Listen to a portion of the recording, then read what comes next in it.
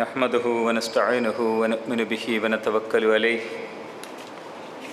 व नऊज़ु बिल्लाहि मिन शुरूरि अनफुसिना व मिन सय्यिआति अअमालिना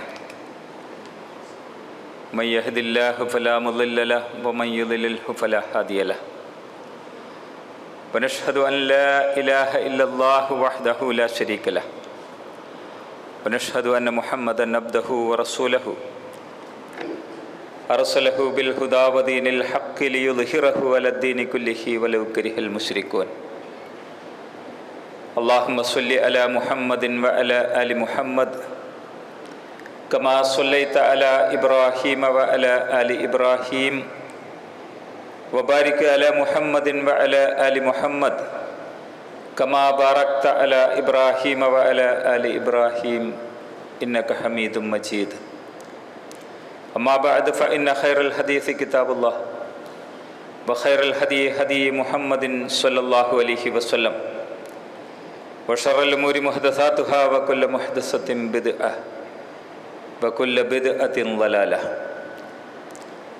अऊज़ु बिल्लाहिस समीउल अलीम मिनश शैतानिर रजीम। बिस्मिल्लाहिर रहमानिर रहीम। या अय्युहल्लज़ीना आमनुत्तक़ुल्लाह हक़्क़ तुक़ातिहि फ़ला तमूतुन्ना इल्ला व अंतुम मुस्लिमून। इन्नल्लाह यअमुरु बिल अदलि वल इहसानि व ईताइ ज़िल क़ुर्बा व यन्हा अनिल फ़हशाइ वल मुनकर वल बग़ि यइज़ुकुम लअल्लकुम तज़क्करून। व औफ़ू बिअहदिल्लाहि इज़ा आहदतुम फ़ला तंकुलुल अयमान बअद तौक़ीदिहा फ़क़द जअलतुमुल्लाहु अलैकुम कफ़ीला इन्नल्लाह यअलमु मा तफ़अलून।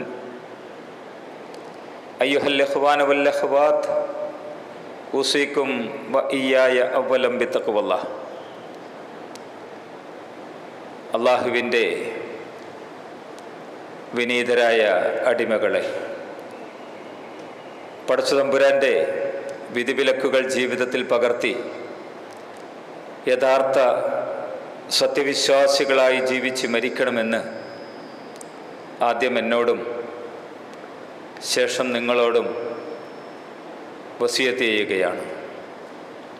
ജീവിതത്തിൻ്റെ എല്ലാ മേഖലകളിലും കഴിവിൻ്റെ പരമാവധി സൂക്ഷ്മത പാലിച്ചുകൊണ്ട് ജീവിതം മുന്നോട്ട് കൊണ്ടുപോകുവാൻ എനിക്കും നിങ്ങൾക്കും അള്ളാഹു തൗഫീക്ക് നൽകുമാറാകട്ടെ. പ്രവാചകൻ സല്ലല്ലാഹു അലൈഹി വസല്ലം ഒരിക്കൽ ഇങ്ങനെ കിടന്ന് എഴുന്നേൽക്കുമ്പോൾ പ്രവാചകൻ സല്ലല്ലാഹു അലൈഹി വസല്ലമയുടെ പുറത്ത് ഈത്തപ്പന മടലിൻ്റെ പാടുകളിങ്ങനെ കാണുകയുണ്ടായി. പ്രവാചകൻ സല്ലല്ലാഹു അലൈഹി വസല്ലമയോട് തൻ്റെ പ്രിയപ്പെട്ട അനുചരന്മാർ ഇങ്ങനെ ചോദിച്ചു: അള്ളാഹുവിൻ്റെ റസൂലേ, അങ്ങക്ക് കിടക്കാനും വിശ്രമിക്കാനും സുഖമായി കിടന്നുറങ്ങാനും ഒരു മെത്ത വിരിച്ചു തരട്ടെ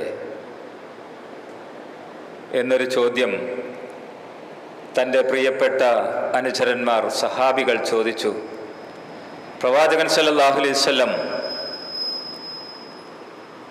അതിന് ഇങ്ങനെയാണ് മറുപടി നൽകിയത്: ഞാൻ അന ഫിദ്ദുനിയ കഅന്നക ഗരീബുൻ ഔ വാബിറുസ് സബീൽ. ഈ ദുനിയാവിൽ ഞാൻ ഒരു വഴിയാത്രക്കാരനെ പോലെയാണ്, അല്ലെങ്കിൽ ഞാനൊരു വിദേശിയെ പോലെയാണ്. നിങ്ങളെനിക്ക് ഒരു പട്ടുമെത്തയൊക്കെ വിരിച്ച് എന്നെ ഒരനേക കാലം ഇവിടെ കിടത്താമെന്ന് വിചാരിച്ചാൽ അത് നടക്കണ കാര്യമല്ല. വളരെ എളുപ്പം ഒരു സാഹിത്യ ഭംഗിയോടുകൂടി പ്രവാചകൻ സല്ലല്ലാഹു അലൈഹി വസല്ലം പറഞ്ഞ വാക്ക് നാം ഇന്നെടുത്ത് വായിച്ചു നോക്കുമ്പോൾ നമ്മുടെ മനസ്സുകളെ ഏറെ ചിന്തിപ്പിക്കും. കാരണം നമ്മുടെയൊക്കെ പ്രവർത്തനങ്ങളും പ്രവൃത്തികളൊക്കെ ചിലപ്പോഴൊക്കെ ഇങ്ങനെ കാണുമ്പോൾ എനിക്കും അല്ലെങ്കിൽ നിങ്ങൾ പലർക്കും ചിലപ്പോൾ അങ്ങനെ തോന്നിപ്പോകുന്നുണ്ടാകും. നമ്മൾ ശാശ്വതമായി ഇവിടെ ജീവിച്ച് പോരുന്ന ആളുകളാണ് എന്നുള്ളൊരു ചിന്ത നമ്മുടെ മനസ്സിലേക്ക് കടന്നു വരും.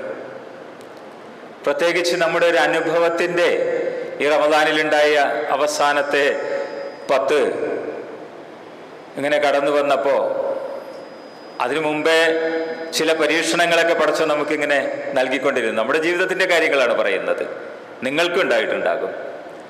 അപ്പോൾ ചില പരീക്ഷണങ്ങളൊക്കെ പഠിച്ചാൽ ഇങ്ങനെ നൽകിക്കൊണ്ടിരുന്നു. അപ്പം നമ്മളിങ്ങനെ നമ്മുടെ ആ സ്ഥിതിഗതികളൊക്കെ ഇങ്ങനെ ആ ഒരു നിമിഷ നേരം കൊണ്ടൊരു 3 ആഴ്ച കൊണ്ടൊക്കെ 2 ആഴ്ച കൊണ്ടൊക്കെ ഇങ്ങനെ മാറി. ഒരു നിമിഷം മതി നമ്മുടെ ചിന്തകളൊക്കെ ഇങ്ങനെ മാറ്റിമറിക്കാൻ. അതാണ് ഞാൻ നിങ്ങളോട് പറഞ്ഞു വരുന്നത്. ഈ ദുനിയാവിൽ നമ്മൾ അള്ളാഹുവിൻ്റെ കൽപ്പന പ്രകാരം ചില കാര്യങ്ങൾ അള്ളാഹു നമ്മളോട് നിർദ്ദേശിച്ചിട്ടുണ്ട്. നമ്മളൊന്ന് ഒരു മിനിറ്റ് നമ്മുടെ മനസ്സിലെത്തി ഒന്ന് ചിന്തിച്ച് നോക്കിയാൽ നമുക്ക് കാണാൻ സാധിക്കും.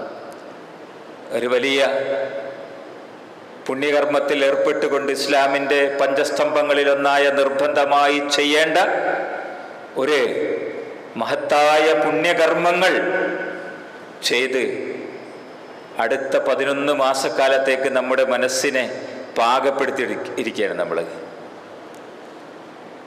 പക്ഷെ ഒരു യാഥാർത്ഥ്യത്തിലേക്ക് നമ്മളൊന്ന് തിരിഞ്ഞു നോക്കേ. നമ്മുടെ പള്ളികൾ റമദാൻ എങ്ങനെയായിരുന്നു? നമ്മൾ ജീവിച്ചു പോന്നിരുന്ന നമ്മുടെ അന്തരീക്ഷം എങ്ങനെയായിരുന്നു റമദാനിൽ? ഏകദേശം ഞാൻ പല സന്ദർഭത്തിലും പല ഖുത്ബകളിലും സൂചിപ്പിച്ചിട്ടുണ്ട്. നിങ്ങളോട് കഴിഞ്ഞ 2 ആഴ്ച മുമ്പുള്ള ഖുത്ബയിൽ സൂചിപ്പിച്ചോ എന്ന് എനിക്കറിയില്ല. ഒരിക്കൽ കൂടി ഒന്ന് ഉണർത്തുകയാണ് നിങ്ങളോട്, എന്നോടും. നമ്മൾ തമ്മിലിങ്ങനെ പരസ്പരം സംസാരിച്ച് ഓർമ്മിക്കുന്ന ചില വാക്കുകളാണ് നമ്മുടെ ഈ ഖുത്ബയുടെ നിർദ്ദേശങ്ങളിൽ നിങ്ങളോട് എനിക്ക് വെക്കാനുള്ളത്. എന്നോടും നിങ്ങളോടും സ്വന്തമായുള്ള ഒരു ഓർമ്മപ്പെടുത്തലാണ്.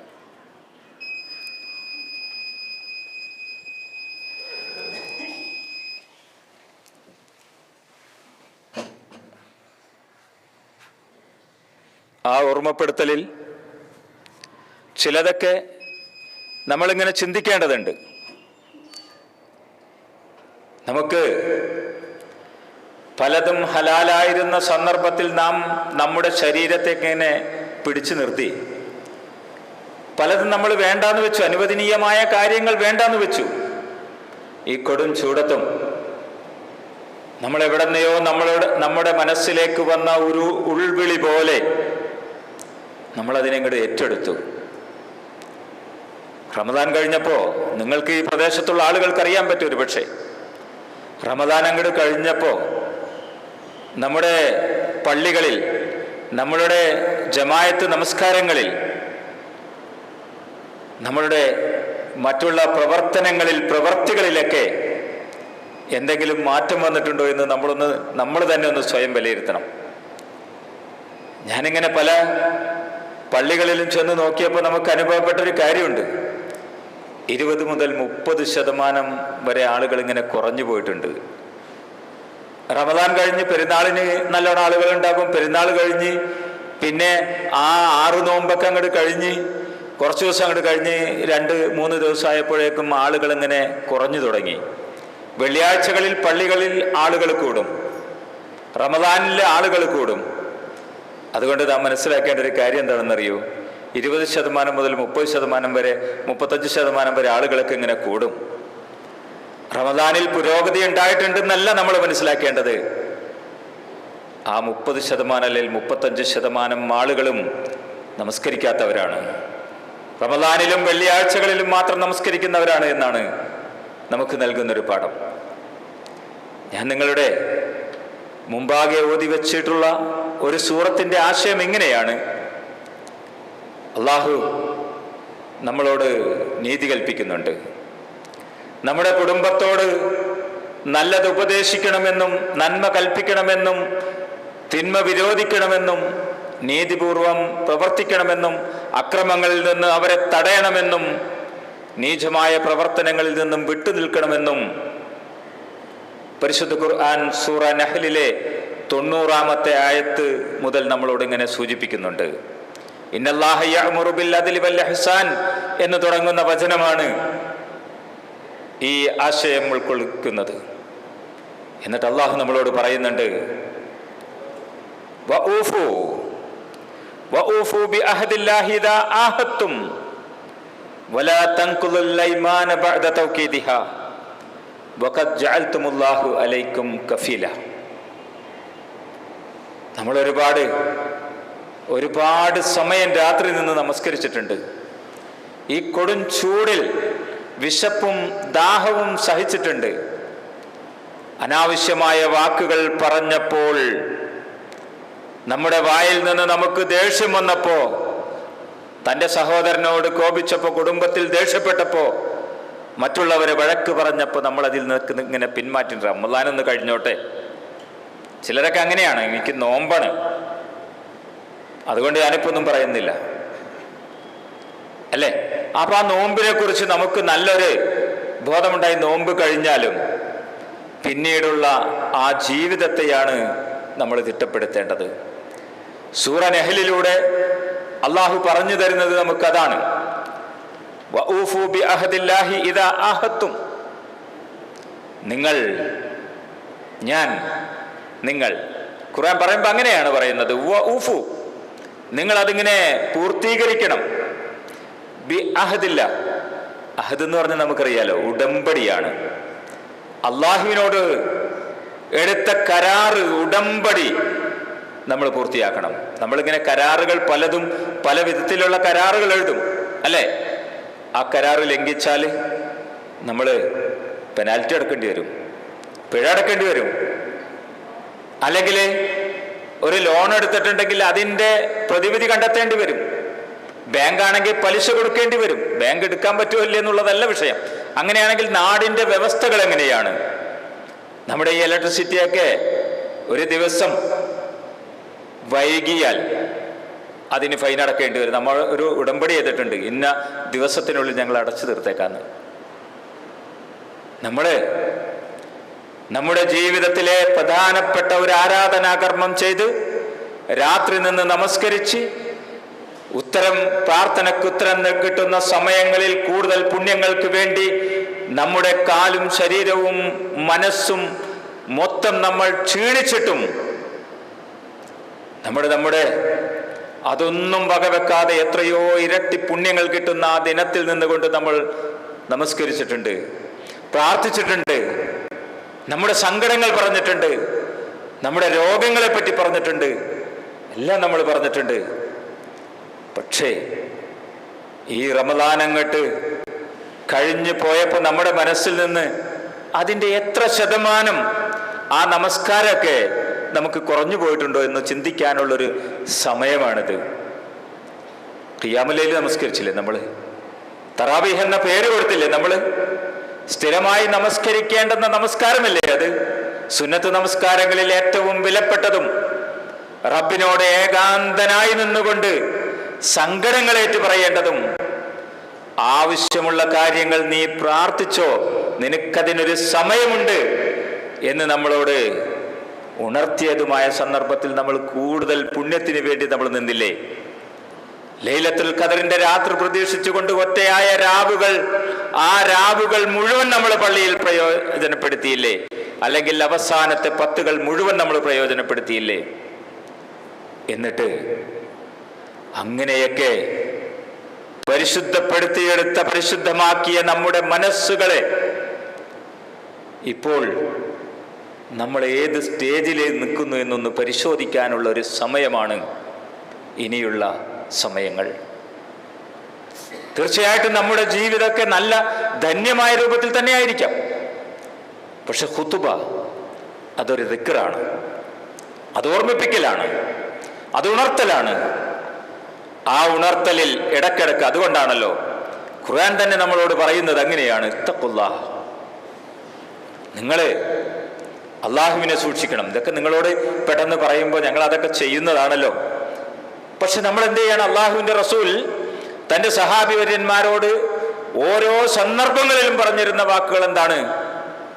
നിങ്ങൾ അള്ളാഹുവിനോട് പാപമോചനത്തെ തേടണം, ഇസ്തിഗ്ഫാർ ചെയ്യണം. ഇത്തഖുല്ലാഹ്, ഖുർആന്റെ പ്രയോഗം അങ്ങനെയാണ്. ഖുർആൻ അങ്ങനെയാണ് പ്രയോഗിക്കുന്നത്, ഇത്തഖുല്ലാഹ.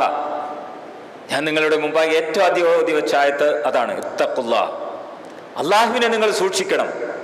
ഹഖ്ഖ തുഖാതിഹി, സൂക്ഷിക്കുക എന്ന് പറഞ്ഞാൽ അതിൻ്റെ നിർവചനം മറ്റൊന്നാണ്, അൽ-ഇംതിസാലു അവാമിരില്ലാഹി വജ്തിനാബി നവാഹിഹി, കൽപ്പിച്ച കാര്യങ്ങൾ ചെയ്യുക, വിരോധിച്ച കാര്യങ്ങൾ വിരോധിക്കുക. എന്ത് ത്യാഗമാണ്! ഇത്തിരി പ്രയാസങ്ങളൊക്കെ ഉണ്ടാകും, ബുദ്ധിമുട്ടുകളൊക്കെ ഉണ്ടാകും അല്ലേ? നന്മ ചെയ്യാൻ എളുപ്പമാണ്, ഞാൻ സൂചിപ്പിച്ചിട്ടുണ്ട്. തിന്മ ചെയ്യാൻ പ്രയാസമാണ് നമുക്ക്, തിന്മ ചെയ്യാനാണ് നമുക്ക് പ്രയാസം, അതറിയാലോ.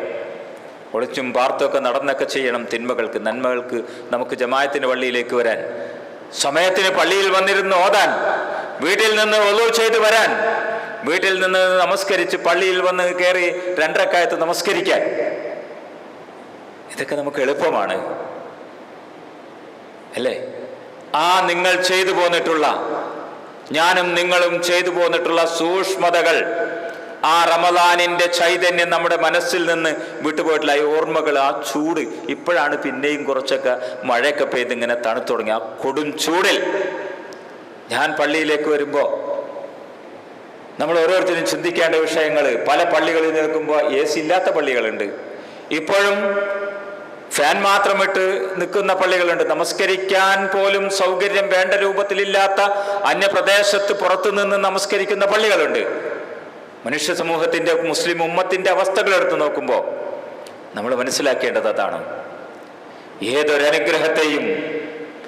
ഏതൊരനുഗ്രഹത്തെയും നമ്മൾ ബുദ്ധിപൂർവം ചിന്തിപ്പിക്കുക നമുക്ക് കാണാൻ സാധിക്കും.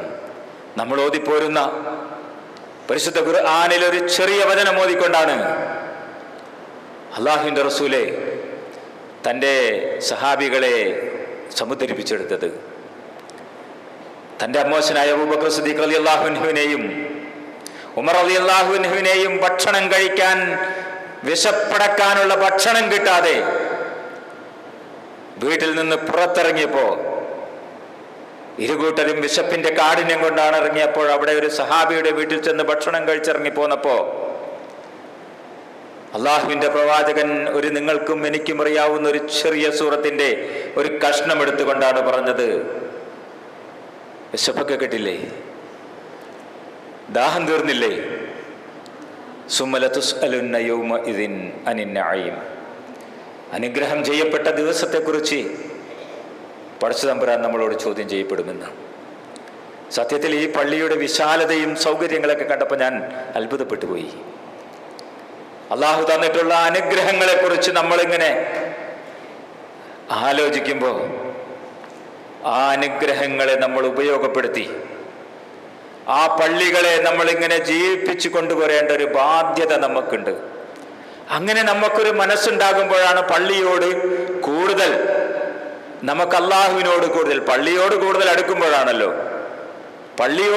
അടുക്കുമ്പോഴാണല്ലോ അള്ളാഹുവിനെ കുറിച്ചുള്ള ബോധമുണ്ടാകുന്നത്. നബി സല്ലല്ലാഹു അലൈഹി വസല്ലം ഹിജ്റ പോയി അല്ലേ, മക്കയിൽ നിന്ന് മദീനയിലേക്ക് പോയി. അവിടെ ചെന്നപ്പോൾ അവിടെയുള്ള അവസ്ഥയൊക്കെ എങ്ങനെയായിരുന്നു? ഒന്നുമില്ല, പെട്ടെന്നാണ് പോകുന്നത്. കുറച്ചാളുകൾ അവിടെ ചെന്ന് നോക്കുമ്പോൾ കാലാവസ്ഥ ചേഞ്ച് ചെയ്യുമ്പോൾ ഉണ്ടാകുന്ന ബുദ്ധിമുട്ടുകൾ അറിയാലോ. താമസിക്കാൻ, ഭക്ഷണം കഴിക്കാൻ, ഇതിനൊക്കെ പ്രയാസങ്ങൾ നേരിടും. പക്ഷെ പ്രവാചകൻ സല്ലല്ലാഹു അലൈഹി വസല്ലം ഇവിടെയൊക്കെ ചെന്ന് ആദ്യം ചെയ്തിട്ട് അവിടെ ഒരു പള്ളി നിർമ്മിക്കാനുണ്ടായത്. എന്താണെന്നറിയോ? പള്ളി പ്രശ്നങ്ങളുടെ പരിഹാര കേന്ദ്രമാണ്. മുസ്ലിങ്ങളുടെ പ്രശ്നങ്ങൾ ചർച്ച ചെയ്യാനും തീരുമാനിക്കാനുമുള്ള കേന്ദ്രങ്ങളാണ്. ഇന്ന് സത്യത്തിൽ നമ്മൾ നടക്കാത്ത കാര്യത്തെക്കുറിച്ചിട്ടാണ് പള്ളിയെ പറ്റി പറയുമ്പോൾ പറയാറുള്ളത്. തമാശയായിട്ടാണെങ്കിലും നമ്മളൊരു പ്രയോഗം പ്രയോഗിക്കാറില്ലേ, പള്ളി പറഞ്ഞാൽ മതിയെന്ന്. അത് നടക്കാത്ത കാര്യത്തെക്കുറിച്ചിട്ട് പറയുമ്പോൾ പറയുന്നൊരു വാക്കാണ് സഹോദരന്മാർ, നമ്മൾ ശ്രദ്ധിച്ചിട്ടുണ്ടാവും വിചാരിക്കണം. പക്ഷെ പ്രവാചകൻ സല്ലല്ലാഹു അലൈഹി വസല്ലം വിഭാവനം ചെയ്ത പള്ളി കൂട്ടായിരുന്ന് ചർച്ച ചെയ്ത് അവരെ ദീനീബോധത്തിലേക്ക് കൊണ്ടുവന്ന് ഇസ്ലാമിനെ കുറിച്ച് പഠിപ്പിച്ച് പോരായ്മകൾ നികത്താനുള്ള കേന്ദ്രമായിട്ടാണ് അള്ളാഹുവിൻ്റെ ഭവനത്തെ അള്ളാഹുവിൻ്റെ റസൂല് സജ്ജമാക്കിയത്. എല്ലാം പഠിപ്പിച്ചു. അവിടുന്ന് പള്ളിയുടെ ചെരുവിൽ വന്നിരുന്ന് നിങ്ങൾ കേട്ട കഥയിലെ ഒരു ഭാഗം നിങ്ങൾക്കറിയാൻ പറ്റും. പള്ളിയുടെ ചെരുവിൽ അറാബി വന്നിരുന്ന് മൂത്രമൊഴിച്ചപ്പോ ആക്ഷേപിച്ച പ്രവാചകൻ സല്ലല്ലാഹു അലൈഹി വസല്ലം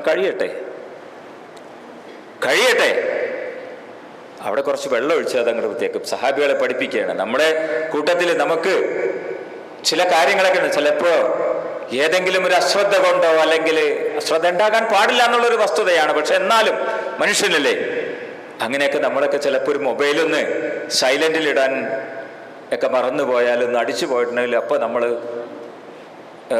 എന്താണ് എനിക്ക് പള്ളിയാണെന്ന് അറിഞ്ഞൂടെ. പ്രവാചകൻ സല്ലല്ലാഹു അലൈഹി വസല്ലം അവിടെയൊക്കെ ഒരു ഉണർത്തലാണ് നൽകിയത്. അത് ഒന്ന് സൈലന്റിലാക്കാൻ ശ്രദ്ധിക്കണം. ഒരു ഗുണകാംക്ഷയോടുള്ള നസീഹത്ത്, അതാണ് ഇസ്ലാഹ് എന്ന് പറഞ്ഞാൽ. അതാണ് കേടുവന്നിരിക്കുന്ന ഒരു സാധനത്തെ ശരിയാക്കിയെടുക്കലാണ് ഇസ്ലാഹ്. ഒരു നസീഹത്തോടുകൂടി, എല്ലാവരും ആക്ഷേപത്തോടുകൂടി ഒരു മനുഷ്യനോട് ഒരു ഉപദേശം നൽകിയാൽ ഒരിക്കലും സ്വീകരിക്കില്ല. അവരോട് പറയണം. പ്രവാചകൻ സല്ലല്ലാഹു അലൈഹി വസല്ലം അങ്ങനെയല്ലേ ചെയ്തത്? തൻ്റെ ജീവിതത്തിൽ വരുന്ന പ്രയാസങ്ങളും ബുദ്ധിമുട്ടുകളും സ്വന്തം ജീവിതത്തിലേറ്റപ്പോഴും അവരോട് ക്ഷമിച്ചു. അള്ളാഹുവിൻ്റെ റസൂലിനേറ്റ എല്ലാ മർദ്ദനങ്ങളും സഹിച്ചു, സഹാബികൾ ഏറ്റുവാങ്ങി. പക്ഷേ ദീനിന്റെ കാര്യങ്ങളൊക്കെ പറഞ്ഞപ്പോ പ്രവാചകൻ സല്ലല്ലാഹു അലൈഹി വസല്ലം അവിടെ രോഷാകുലനായി. ഒരു അഡ്ജസ്റ്റ്മെന്റും ഒരു മറിച്ചുള്ളൊരു തീരുമാനങ്ങളൊക്കെ വന്നപ്പോൾ പ്രവാചകൻ അവിടെ പറ്റില്ല എന്ന് പറഞ്ഞു. കോംപ്രമൈസ് രംഗത്ത് ഇസ്ലാമിനെതിരായിട്ടുള്ള കാര്യങ്ങൾ പറഞ്ഞപ്പോൾ അതുണർത്തി, അത് അങ്ങനെയല്ല എന്ന് പറഞ്ഞു. ഈ ഒരു രീതിയാണ് നമ്മൾ ഈ ഒരു പരിശുദ്ധ റമളാനിന്റെ ദിനങ്ങൾ കഴിഞ്ഞു പോകുമ്പോഴും ആ ദിനങ്ങൾ പിന്നിട്ടപ്പോഴും നമ്മുടെ മനസ്സിനെ നമ്മൾ സംസ്കരിപ്പിച്ചെടുക്കേണ്ടത്. അങ്ങനെയുള്ളവരെ കുറിച്ചിട്ടാണ് ഖദ് അഫ്ലഹ മൻ തസക്ക. പരിശുദ്ധ ഖുർആൻ നമ്മളോട് അങ്ങനെ പറഞ്ഞു തന്നിട്ടുണ്ട്. ആര് തൻ്റെ ആത്മാവിനെ, മനസ്സിനെയാണ് സംസ്കരിപ്പിക്കേണ്ടത് എന്നുള്ളൊരു കാര്യം അള്ളാഹു നമുക്ക് പറഞ്ഞു തന്നിട്ടുണ്ട്. മനസ്സിലേക്കാണ് അള്ളാഹു നോക്കുക. അതാണ് അള്ളാഹു തഖ്വയുടെ രൂപമായി, പ്രതീകമായി നമുക്ക് പറഞ്ഞു തന്നിട്ടുള്ളത്. അതുകൊണ്ടാണ് അള്ളാഹു ഇവിടെ പറഞ്ഞത് വഊഫു ബി അഹദില്ലാഹി ഇദാ ആഹത്തും. അള്ളാഹുവിനോട് എടുത്തിട്ടുള്ള ആ കരാറിനെ നിങ്ങൾ പൂർത്തിയാക്കണം. സൂറത്തു നഹ്ലിലെ 91-ാമത്തെ വചനമാണ്. ആ കരാറ് നിങ്ങൾ പൂർത്തിയാക്കണം. വലാ തൻഖുലുൽ ഐമാന ബഅദ തൗകീദിഹ. നിങ്ങൾ വിശ്വാസികളാണ്, ശരിയാണ്. നിങ്ങൾ ഊട്ടിയുറപ്പിച്ചിട്ടുണ്ട്, അത് ശരിയാണ്. എന്നാൽ വലാ തൻഖുലുൽ ഐമാന ബഅദ തൗകീദിഹ, ആ വിശ്വാസം ഊട്ടിയുറപ്പിച്ചതിന് ശേഷം നിങ്ങളതിനെ ലംഘിച്ചു കളയരുത്. അള്ളാഹുവിൻ്റെ നിർദ്ദേശമാണത്, അള്ളാഹുവിൻ്റെ താക്കീതാണത്. നിങ്ങളത് ലംഘിച്ചു കളയരുത്. വലാ തൻഖുലുൽ ഐമാന ബഅദ തൗകീദിഹ, വിശ്വാസം ഊട്ടിയുറപ്പിച്ചതിന് ശേഷം നിങ്ങൾ അതിനെ ലംഘിച്ചു കളയരുത്. വഖദ് ജഅൽതുമുല്ലാഹു അലൈക്കും കഫീല. കാരണം എന്താണെന്നറിയോ?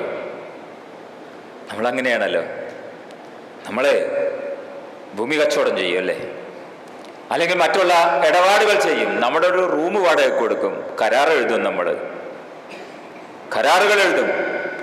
സാക്ഷിയായിട്ട് നമ്മൾ 2 ആളെ സാക്ഷി വെക്കും അല്ലേ? ദുനിയാവിന്റെ അങ്ങനത്തെ ഒരു അവസ്ഥയുണ്ട്. വഖദ് ജഅൽതുമുല്ലാഹു അലൈക്കും കഫീല. നിങ്ങളിവിടെ ആളുകളെയല്ല സാക്ഷിയാക്കിയിരിക്കുന്നത്, വഖദ് ജഅൽതും, നിങ്ങളാക്കിയിട്ടുണ്ട്, വഖദ് ജഅൽതുമുല്ലാഹു അലൈക്കും, നിങ്ങളുടെ മേൽ അള്ളാഹുവിനെ സാക്ഷ്യപ്പെടുത്തിയിട്ടുണ്ട്, കഫീല, രക്ഷാധികാരിയായിക്കൊണ്ട്. അള്ളാഹുവിനെ സാക്ഷ്യപ്പെടുത്തിക്കൊണ്ടാണ് നിങ്ങൾ ആ കരാർ എടുത്തിരിക്കുന്നത്. ഇന്നീ സായിമുൻ, വഴക്കിടാൻ വേണ്ടി വന്ന മനുഷ്യനോട് നിങ്ങൾ, ഞാൻ നോമ്പുകാരനാണ്, എനിക്ക് ശണ്ട കൂടാൻ പാടില്ല, എൻ്റെ ജീവിതം അങ്ങനെയായിരിക്കണം. എൻ്റെ മുതലുകൾ സംസ്കരിപ്പിച്ചെടുത്തപ്പോ, സക്കാത്ത് കൊടുത്തപ്പോ റബ്ബ് അന്യന്റെ മുതൽ എൻ്റെ കയ്യിൽ ഉണ്ടാകാൻ പാടില്ല എന്ന് ഞാൻ സാക്ഷ്യപ്പെടുത്തിയിട്ടാണ്.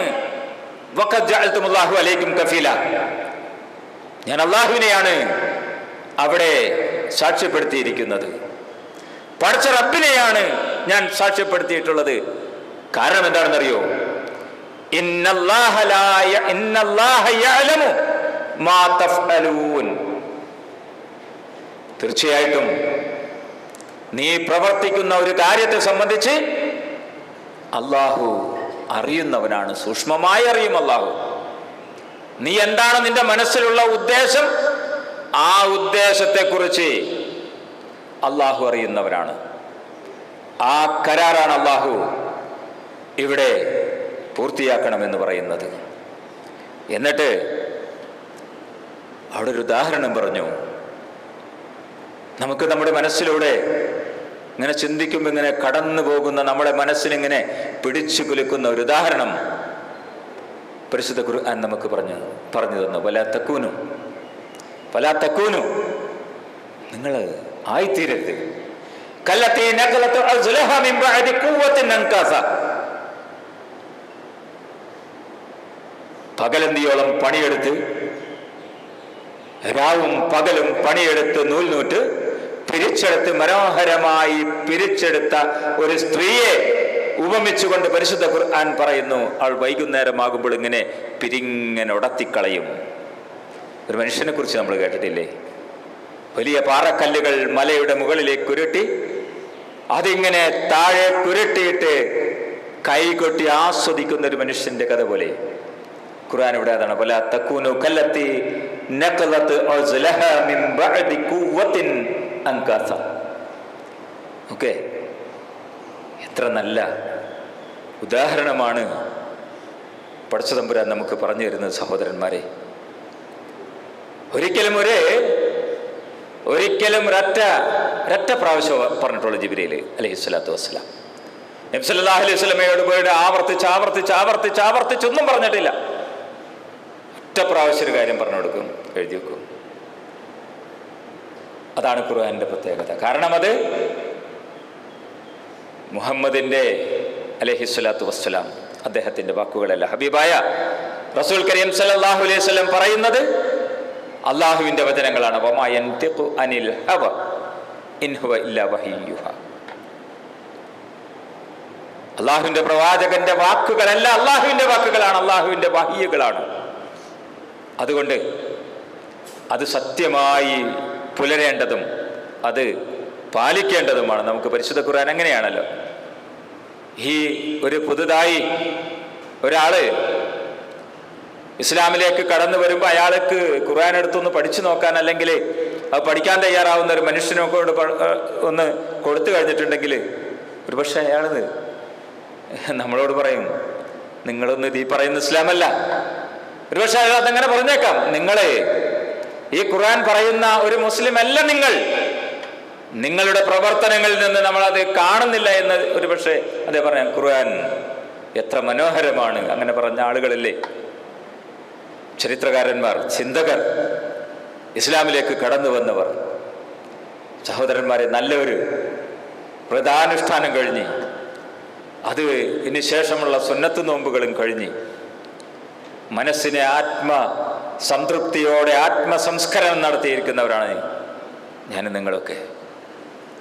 നമ്മുടെ ജീവിതം ഇനി നമുക്ക് ആയുസ് വന്നിട്ടുണ്ട്. ഇപ്പൊ ഈ ഇരിക്കുന്ന എല്ലാവർക്കും ആയുസ് ഉള്ളത് കൊണ്ടാണല്ലോ ഇവിടെ ഇരിക്കുന്നത്.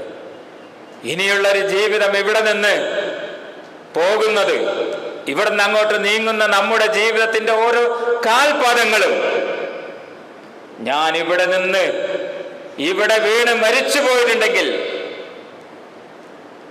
ആ അള്ളാഹുവിൻ്റെ സ്വർഗത്തിലേക്ക് ഞാൻ പ്രവേശിക്കും. എൻ്റെ പോരായ്മകളും കുറവുകളൊക്കെ അള്ളാഹു പുറത്തു തന്നുകൊണ്ട്, ഞാൻ അതിനുള്ള ഇസ്തിഗ്ഫാറുകൾ ചെയ്തുകൊണ്ടാണ് ഞാൻ ഇവിടെ നിന്ന് പള്ളിയിൽ നിന്ന് വിരമിക്കുന്നതും പിന്നീട് ജമാഅത്തിന്റെ സമയമാകുമ്പോൾ പള്ളിയിലേക്ക് കടന്നു വരുന്നതും വീണ്ടും പോകുന്നതും ഞാൻ ഇടപെടുന്ന രംഗങ്ങളിലുള്ള എൻ്റെ ജീവിതത്തിൻ്റെ എല്ലാ ഉപജീവന മാർഗത്തിൻ്റെ രംഗങ്ങളിലും സാമൂഹ്യ പ്രവർത്തന രംഗങ്ങളിലുമൊക്കെ ഇത്തരത്തിലുള്ള പ്രവർത്തനങ്ങളുമായിട്ടാണ് ഞാൻ പോകുന്നത്. ജീവിതത്തിൽ കഴിവിൻ്റെ പരമാവധി സാമൂഹികമായി ഇടപെടുമ്പോഴുണ്ടാകുന്ന പോരായ്മകൾ, വീഴ്ചകൾ അള്ളാഹുവേ എനിക്ക് പൊറത്തു തരണം എന്ന് പറഞ്ഞുകൊണ്ടായിരിക്കണം നമ്മുടെ ഓരോ കാൽവെപ്പുകളും ഉണ്ടാകേണ്ടത്. അറിയാതെ വന്നു പോകുന്ന പ്രവർത്തനങ്ങൾ, അങ്ങനെയാണല്ലോ നമ്മുടെ ജീവിതത്തെ നമ്മൾ നന്നാക്കിയെടുക്കുക. എപ്പോഴും പോരായ്മകളൊക്കെ ഉണ്ടാകും, അതുറപ്പാണ്. മനുഷ്യനാണ്, സഹാബികളിൽ ഉണ്ടായിട്ടുണ്ട്. ഇതൊക്കെ നമ്മളിലുണ്ടാകും. ആ പോരായ്മകളൊക്കെ നമ്മൾ അള്ളാഹുവിനോട് പുറത്തു തരാൻ വേണ്ടി പ്രാർത്ഥിക്കണം. അള്ളാഹുവിനോടെടുത്ത ആ കരാറുകൾ നമ്മൾ പൂർത്തിയാക്കണം. കാരണം പടച്ചവനെ നമ്മൾ സാക്ഷിയാക്കിയിട്ടുണ്ട്. അതോടൊപ്പം തന്നെ പരിശുദ്ധ ഖുർആൻ നമുക്ക് പറഞ്ഞു തരുന്നുണ്ട്, ഇന്നല്ലാഹ കാന അലൈക്കും റഖീബ. നിരീക്ഷകനാണ് അല്ലാഹു. നിരീക്ഷിച്ചുകൊണ്ടിരിക്കുകയാണ് നിങ്ങളെ. ഇവൻ റമദാനിൽ മാത്രമാണോ? അതല്ല, ഇവന്റെ ജീവിതത്തിന്റെ ഓരോ പ്രവർത്തനങ്ങളിലും ഇവൻ ദേഹേച്ഛയെ പിടിച്ചു വെച്ചിട്ടുണ്ടോ? ഇതൊക്കെ അള്ളാഹു നിരീക്ഷിച്ചു കൊണ്ടിരിക്കുകയാണ്. ആ നിരീക്ഷണത്തിലും പരീക്ഷണങ്ങളിലൊക്കെ നമ്മൾ വിജയിക്കണം. ഇന്ന് നമ്മൾ മരിച്ചു പോയാൽ നമുക്ക് സ്വർഗത്തിലേക്ക് പ്രവേശിക്കാൻ കഴിയും. നമ്മുടെ കുടുംബങ്ങൾക്ക് നമ്മൾക്ക് വേണ്ടി പ്രാർത്ഥിക്കാൻ കഴിയണം, അവർക്ക് വേണ്ടിയും പ്രാർത്ഥിക്കാൻ കഴിയണം. അള്ളാഹു നമ്മുടെ എല്ലാ നല്ല പ്രവർത്തനങ്ങൾക്കും അള്ളാഹു ഇരട്ടിയും അതിലധികവുമായി അനുഗ്രഹിച്ചുകൊണ്ട് അള്ളാഹു നമ്മളെ സ്വർഗത്തിൽ പ്രവേശിപ്പിക്കുമാറാകട്ടെ.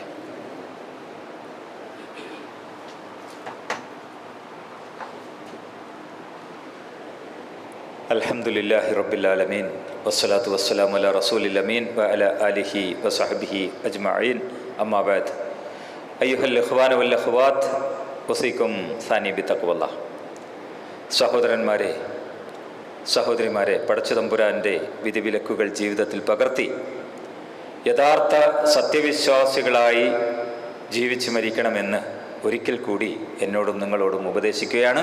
അള്ളാഹു നമുക്കതിനുള്ള തൗഫീക്ക് നൽകുമാറാകട്ടെ. നമ്മുടെ ജീവിതത്തിൽ വന്നുപോയിട്ടുള്ള പിഴവുകളും പോരായ്മകളൊക്കെ വിട്ടുപുറത്ത് അള്ളാഹു മാപ്പാക്കി തരുമാറാകട്ടെ. വളരെ പ്രയാസപ്പെട്ടുകൊണ്ട് നമുക്കിങ്ങനെ പല പള്ളികളിലും ചെല്ലുമ്പോൾ നമുക്കിങ്ങനെ കാണാൻ സാധിക്കുന്നുണ്ട്.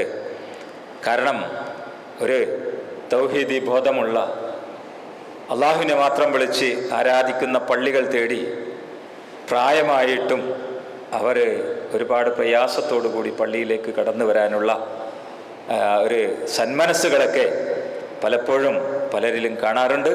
അവർക്ക് അള്ളാഹു ആരോഗ്യമുള്ള ദീർഘായുസ്സ് അള്ളാഹു പ്രദാനം ചെയ്യുമാറാകട്ടെ. നമ്മുടെ കൂട്ടത്തിൽ, എൻ്റെയും നിങ്ങളുടെയൊക്കെ കുടുംബത്തിൽ രോഗം ബാധിച്ചു കിടക്കുന്ന ആളുകളുണ്ട്. ചില രോഗങ്ങളൊക്കെ അവരെ ഡോക്ടർ കൈയൊഴിഞ്ഞ ചില രോഗങ്ങളുണ്ട്. പക്ഷെ ഡോക്ടർ കൈയൊഴിഞ്ഞാലും അള്ളാഹുവിൻ്റെ വിധിക്ക് കീഴ്പ്പെടുന്നത് വരെ അവർ ഈ ദുനിയാവിൽ ജീവിക്കേണ്ടി വരും. ചിലപ്പോഴൊക്കെ നമ്മൾ പറയാറില്ലേ, അള്ളാഹുവിനെ കൊടുക്കുന്നത് 1%.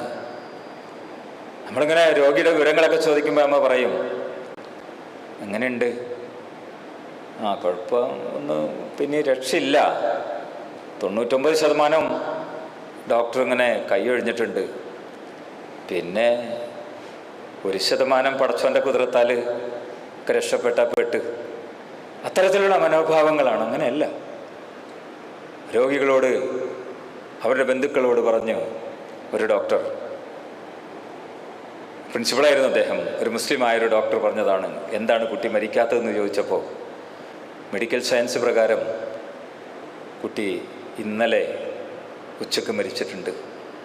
3-ാമത്തെ ദിവസം കുട്ടി ജീവിച്ചിരിക്കുമ്പോൾ ഡോക്ടർ പറഞ്ഞത് അള്ളാഹുവിൻ്റെ കുദ്റത്ത് കൊണ്ടാണ് ഇപ്പോൾ ഈ കുട്ടി ജീവിച്ചിരിക്കുന്നത്. അപ്പോൾ അള്ളാഹു ഒരു ആയസ് ഒരു മനുഷ്യന് ഇട്ടിട്ടുണ്ടെങ്കിൽ ആ ആയസ് വരെ തീർച്ചയായിട്ടും ആ മനുഷ്യൻ ജീവിക്കും. ആ ആയസ്സിൽ വരുന്ന ബുദ്ധിമുട്ടുകളും പ്രയാസങ്ങളൊക്കെ എളുപ്പമാക്കി കൊടുക്കാനും, താങ്ങാൻ പറ്റാത്ത രോഗങ്ങൾ ഒക്കെ ചില പരീക്ഷണങ്ങളായിട്ട് അള്ളാഹു ചിലപ്പോൾ വെച്ചേക്കാം. അത് സഹിക്കാനും ക്ഷമിക്കാനൊക്കെ ഉള്ളൊരു കഴിവ് അള്ളാഹുവേ ഞങ്ങൾക്കും ഞങ്ങളുടെ കുടുംബത്തിന് നീ നൽകണമേ തമ്പുരാനെ. ഞങ്ങളുടെ കൂട്ടത്തിൽ പള്ളിയിൽ വരാൻ ആഗ്രഹിച്ചിട്ടും എത്തിപ്പെടാൻ കഴിയാത്ത ആളുകളൊക്കെ ഉണ്ട്. അവർക്ക് അള്ളാഹുവേ നിൻ്റെ അനുഗ്രഹങ്ങൾ, നിൻ്റെ കൃപ, കരുണാകടാക്ഷം അവർക്ക് ചൊരിഞ്ഞു കൊടുക്കണമേ തമ്പുരാനെ. ഞങ്ങൾക്ക് നല്ലത് ചൊല്ലിപ്പറഞ്ഞു തന്ന ഞങ്ങളുടെ ഉസ്താദുമാർ, ബന്ധുക്കൾ, പിതാക്കന്മാർ, കുടുംബങ്ങൾ, അള്ളാഹുവെ അവരെയും ഞങ്ങളെയും തമ്പുരാനെ നീ സ്വർഗത്തിൽ ഒരുമിച്ച് കൂട്ടുമാറാണ് തമ്പുരാനെ. അല്ലാഹുമ്മ ഗ്ഫിർ ലിൽ മുഅ്മിനീന വൽ മുഅ്മിനാത്ത് വൽ മുസ്ലിമീന വൽ മുസ്ലിമാത്ത്. അല്ലാഹുമ്മ അജ്ർനാ മിനൻ നാർ. അല്ലാഹുമ്മ അഇസ്സൽ ഇസ്ലാം വൽ മുസ്ലിമീൻ വഅദില്ല ശിർക്ക് വൽ മുശ്രിക്കീൻ. റബ്ബനാ ളലംനാ അൻഫുസനാ വഇൻ ലം തഗ്ഫിർ ലനാ വതർഹംനാ ലനകൂനന്ന മിനൽ ഖാസിരീൻ. റബ്ബനാ തഖബ്ബൽ ദുആഅനാ ഇന്നക അൻത സമീഉൽ അലീം വതുബ് അലൈനാ ഇന്നക അൻത തവ്വാബുർ റഹീം. വആഖിറു ദഅ്വാനാ അനിൽ ഹംദുലില്ലാഹി റബ്ബിൽ ആലമീൻ.